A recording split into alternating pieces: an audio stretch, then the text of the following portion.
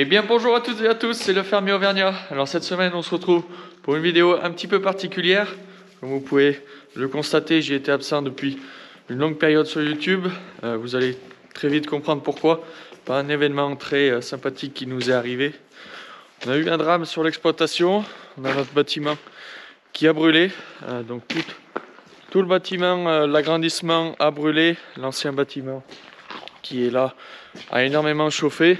On avait tout le fourrage qui était ici, plus de la paille qui était dans le bâtiment qui est entièrement brûlé.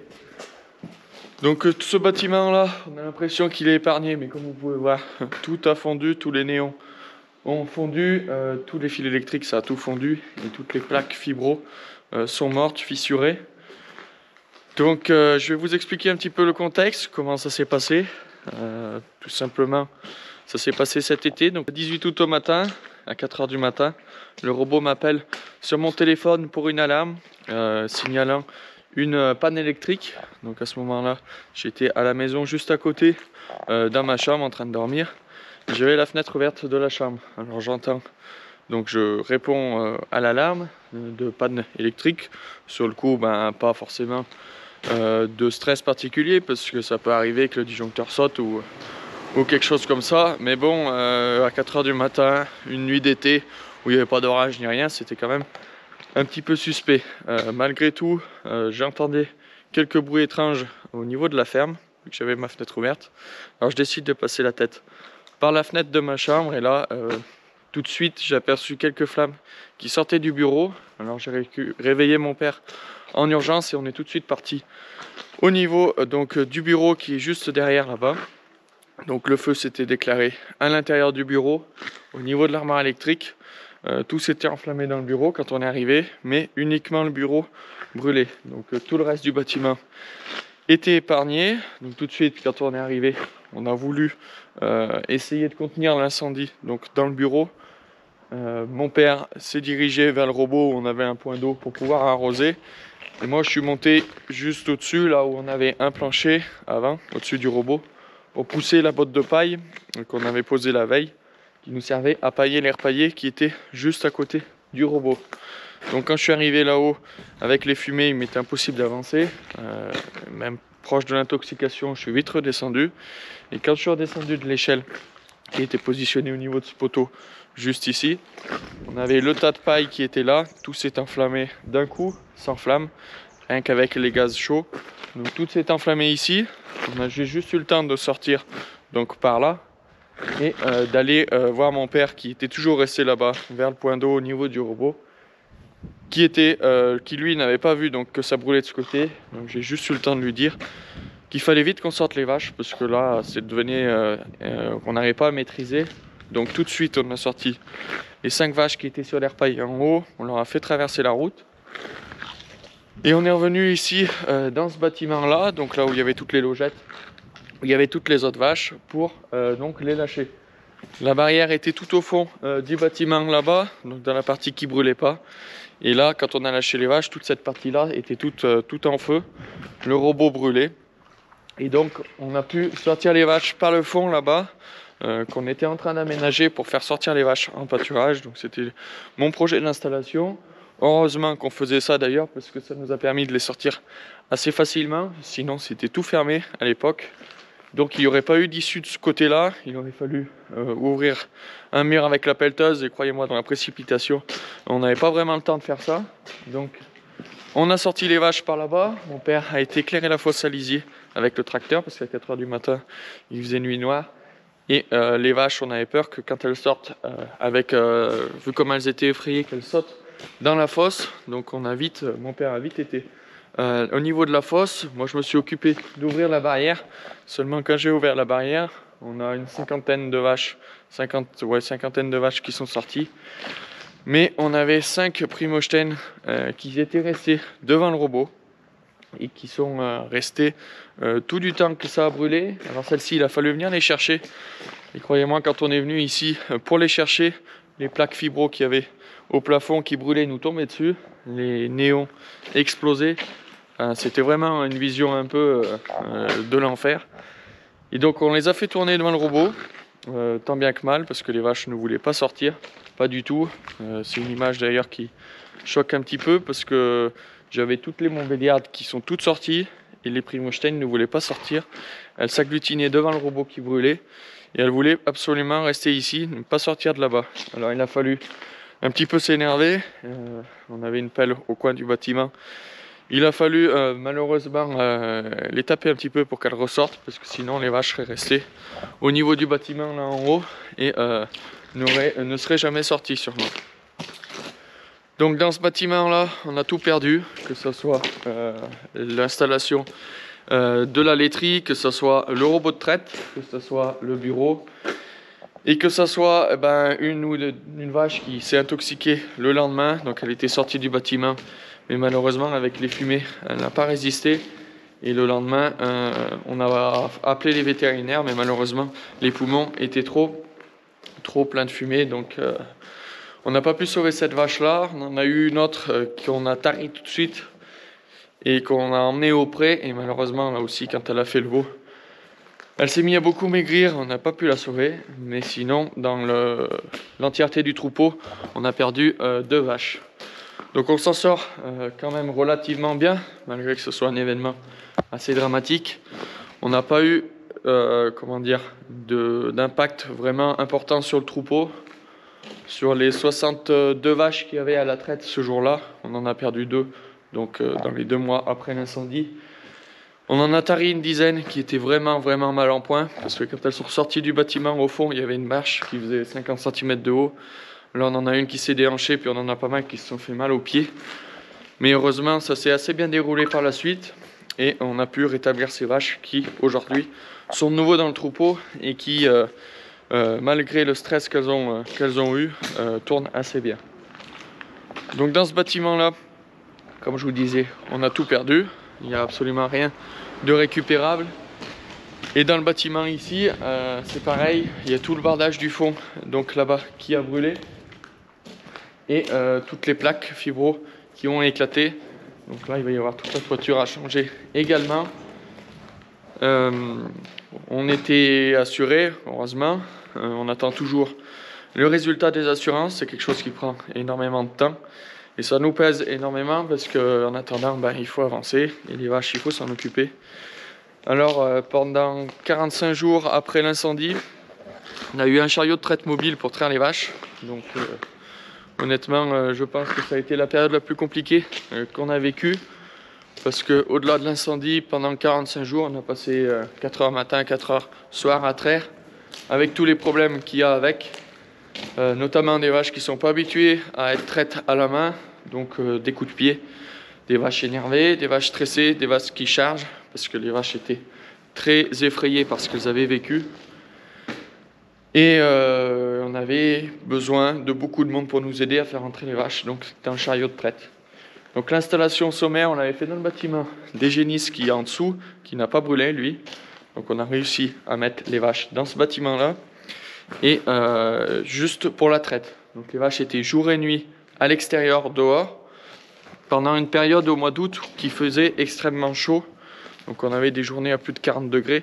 Donc on a été obligé d'installer des systèmes pour arroser les vaches, pour éviter que celles-ci prennent trop de coups de soleil et surtout pour éviter qu'elles fassent des insolations. Donc là aussi on a perdu énormément de lait bien sûr parce que les vaches étaient pas dans les meilleures conditions pour faire du lait. Mais on a su maintenir nos vaches en forme. Et aujourd'hui on arrive à avoir un niveau de production qui n'est pas le même qu'auparavant mais qui est quand même assez satisfaisant. On tourne autour de 24 kg de lait de moyenne par vache. C'est pas exceptionnel. Après, on a aussi les fourrages cette année qui ne sont pas excessivement corrects. Mais voilà, on arrive à faire du lait. On a la qualité, on a les cellules. Donc ça fera l'objet d'une prochaine vidéo où je vous montrerai comment on s'est organisé du coup pour rebondir et pour retrouver un bâtiment au plus vite pour pouvoir retravailler dans des conditions correctes. Parce que pendant 1 mois et demi, ça a été vraiment le bagne pour faire le travail. Donc dans ce bâtiment-là, on espère une réponse des assurances courant janvier normalement, pour savoir comment on va faire pour reconstruire ici, parce que c'est quelque chose qui nous stresse depuis de longs mois maintenant, et on aimerait bien pouvoir avancer, ça met énormément de temps à bouger, mais bon, on espère être bien assuré et surtout pouvoir attaquer au plus vite pour qu'on puisse passer ça derrière nous, parce que honnêtement c'est un épisode que je ne souhaite à personne de vivre ça, et voilà. Donc comme je pouvais vous le dire, ça s'est passé à 4h du matin. À 4h03, le robot m'a appelé à 4h01. À 4h03, on était au bâtiment avec mon père. Autant vous dire, quand on voit des flammes, on ne cherche pas à mettre le caleçon du bon côté ou le short du bon côté. On a tout de suite couru et on est arrivé là. Heureusement, on avait le robot de traite. Parce que si on n'avait pas eu le robot de traite, on n'aurait pas eu d'alarme à 4h du matin qui nous appelait. Et si on n'avait pas eu l'alarme, autant vous dire qu'on serait arrivé le matin, toute la ferme aurait brûlé.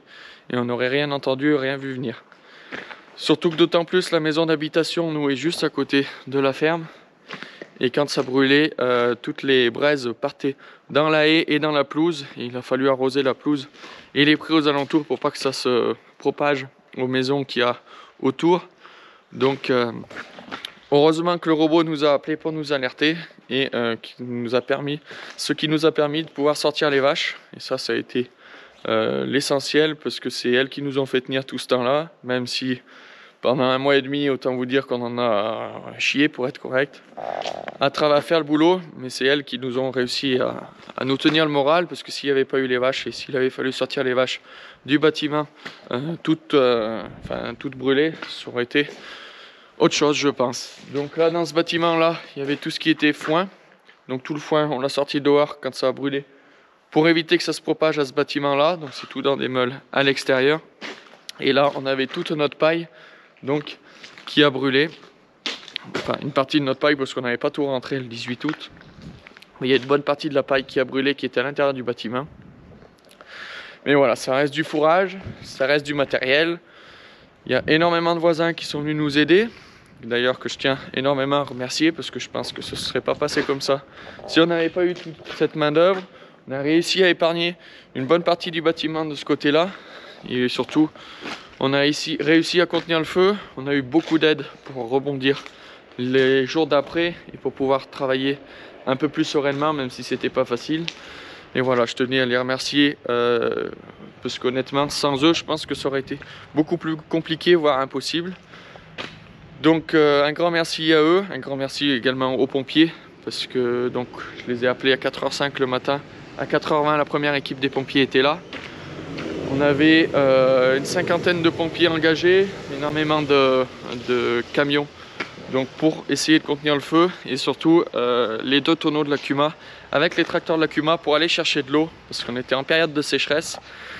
Et malheureusement, il y avait des arrêtés préfectoraux qui interdisaient de pomper dans des citernes d'eau qui étaient juste à côté du bâtiment pourtant, des citernes des réserves d'incendie. Mais vu qu'on était en alerte sécheresse, on préférait mieux que les gens aient l'eau à leur habitation plutôt que d'éteindre un feu à 4h du matin. Mais enfin bon, c'est un autre débat.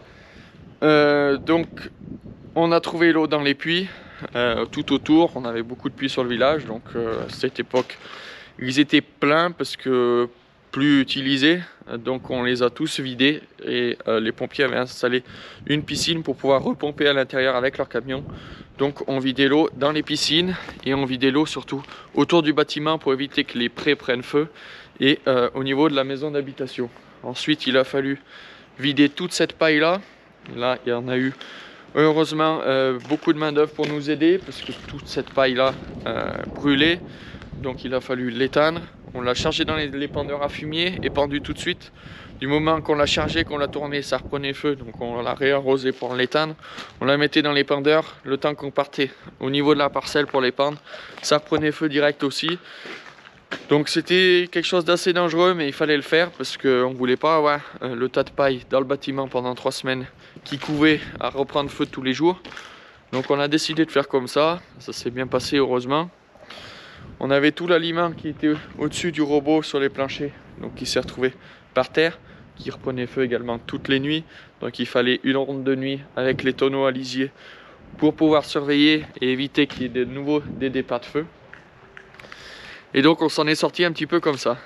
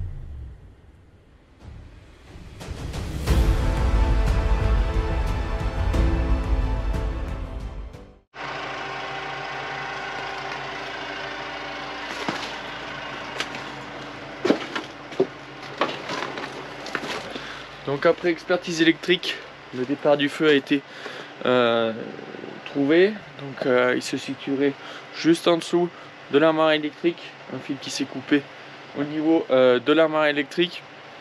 Donc c'est ici qu'il y a eu un arc électrique qui a fait prendre feu dans cette pièce là, où on avait l'ordinateur et tout ce qui gérait le robot de traite. Donc le feu s'est développé ici avant de s'étendre au reste du bâtiment.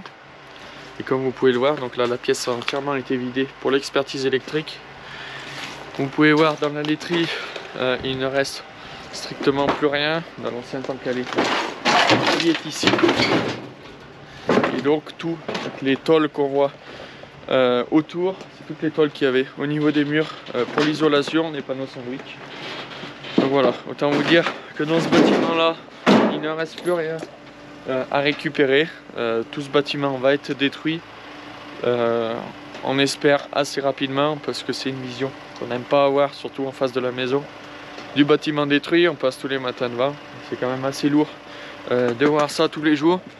Donc on espère que les assurances vont avancer et qu'on va pouvoir attaquer les travaux assez rapidement pour pouvoir enfin passer à autre chose et pouvoir attaquer la construction.